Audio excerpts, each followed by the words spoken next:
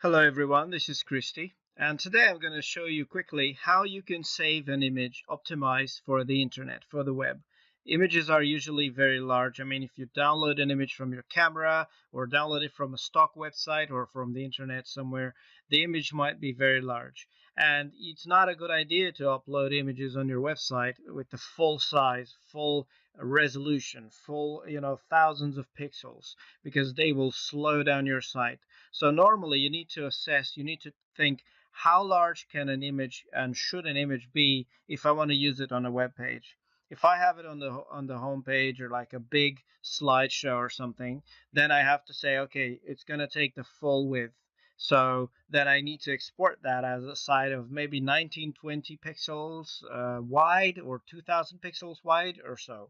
Now, normally in a picture downloaded from a digital camera or from your phone could be like 3000 4000 pixels wide, which is huge. So I'm going to show you with this image here. I'm in Photoshop. So by the way, this is a Photoshop example of how to resize images and optimize them for the web. So I'm just going to load this image here, and if I show you just the image size, you will see this image is 3456 pixels by 2304. Now this is very, very large. For the internet at least, it's quite huge. You can see the image size is 22 megabytes, which is very big for a website. So how can we make this image smaller in size and dimensions as well, but still make it look okay for the website to use it as an image? If I want to use the image in maybe half the screen on my website, then I should probably get away with about 800 to 1000 pixel wide, maybe even less than that.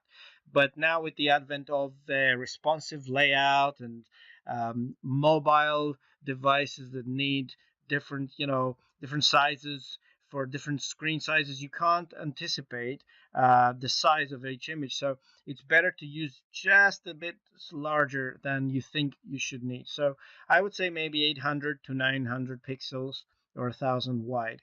So I'm just going to show you now how you can make this image much smaller. Remember, it was 22 megabytes. And in Photoshop, there are two ways. First, there is the legacy way, which used to be called Save for Web in older versions of Photoshop. The version I have here is Photoshop CC Creative Cloud, which is the latest version.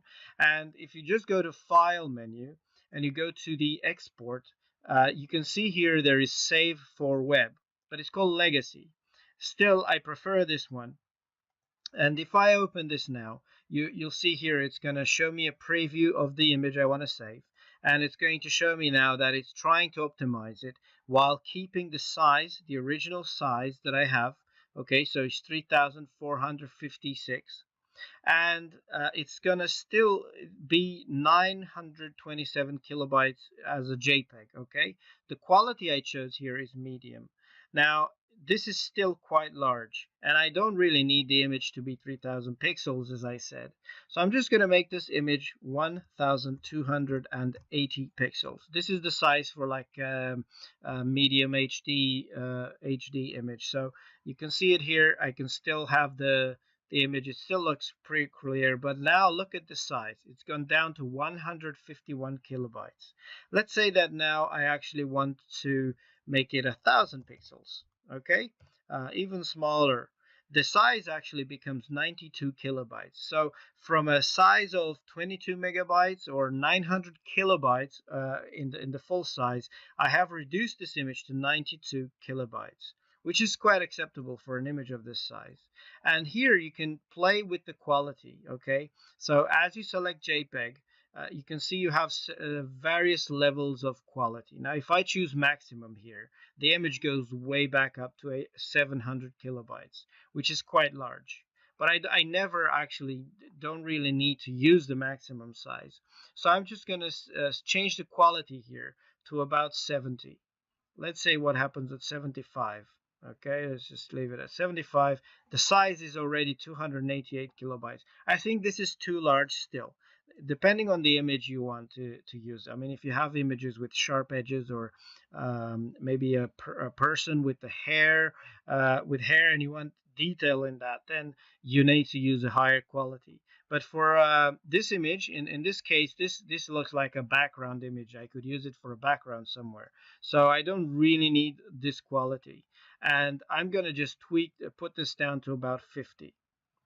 Okay, 50. The quality means how much to compress the image. If it's a JPEG image, then JPEG is what is called a lossy format, which means that in order to reduce the size of the file, it will actually sacrifice quality. It will lose some pixels. It will lose some detail in order to compress the image and make it smaller, but still keeping the appearance somewhat similar. So in this case, the lower you go, the more quality you're going to lose.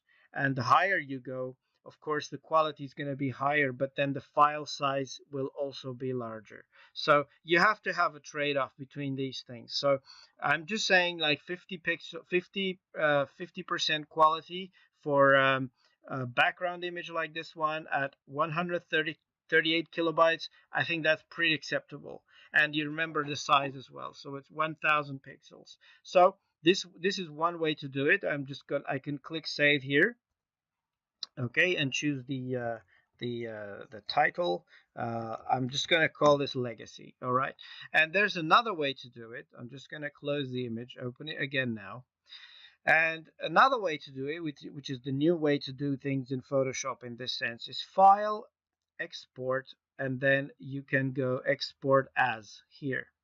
Okay, it opens another preview window. It looks kind of the same, and this one starts with JPEG at 100% quality, the same huge pixel size like before, and you can see the size here is 4.9 megabytes for this kind of export.